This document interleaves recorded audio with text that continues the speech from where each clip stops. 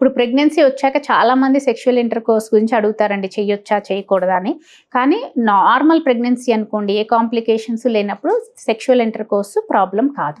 కానీ under doctor సూపర్విజన్‌లో కొన్ని conditions ఏమైనా ఉన్నప్పుడు, అంటే మీకేమైనా ప్లసెంటా కిందకుంది, ప్లసెంటా ప్రీవియా లాంటిది ఉందనుకోండి, ఆల్రెడీ ఫస్ట్ 3 మంత్స్‌లోనే బ్లీడింగ్ అయ్యి కొంచెం థ్రెటెన్డ్ అబార్షన్ లాగా ఉన్నప్పుడు గానీ, లేకపోతే ఏదైనా ఇతర ప్రాబ్లమ్స్ అంటే హై రిస్క్ ప్రెగ్నెన్సీస్, మదర్‌కి ఆల్రెడీ హైపర్ టెన్షన్ ఉండడము, డయాబెటిస్ ఉండడము, లేకపోతే ఆటో ఇమ్యూన్ డిజార్డర్స్, కొంచెం హై రిస్క్ ప్రెగ్నెన్సీస్ లాంటివి ఉండడము, లేకపోతే ఇన్ఫెక్షన్స్ ఎక్కువగా ఉండడము, ఇలాంటివి ఉన్నట్లయితే మనం సెక్షువల్ ఇంటర్‌కోర్స్‌ని ఆపమని చెప్తాం అనమాట. అబ్స్టినెన్స్ ఫాలో అవ్వమని చెప్తాం.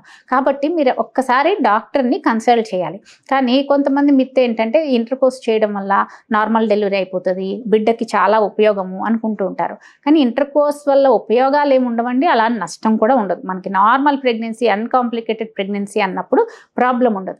కానీ కాంప్లికేటెడ్ ప్రెగ్నెన్సీ అయినప్పుడు ఏమైనా బ్లీడింగ్ లాంటిది అయిపోయింది అనుకోండి, ఉమ్మునీరు పోయింది అనుకోండి, మనం డెలివరీ ఎప్పుడో 9వ నెలలో చేయాల్సింది 7వ నెలలోనే డెలివరీ చేయాల్సి వస్తుంది. కాబట్టి ఆ కండిషన్స్లో మాత్రం కేర్ఫుల్గా ఉండాలి.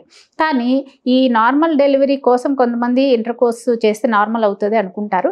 అది కొంతవరకు ఏంటంటే ఈ సెమెన్‌లో ప్రోస్టాగ్లాండిన్స్ అని ఉంటాయి, కానీ చాలా తక్కువ మోతాదులో ఉంటాయి. మనకు డెలివరీ పెయిన్స్ రావాలంటే ఈ ప్రోస్టాగ్లాండిన్స్ వల్లే వస్తాయి.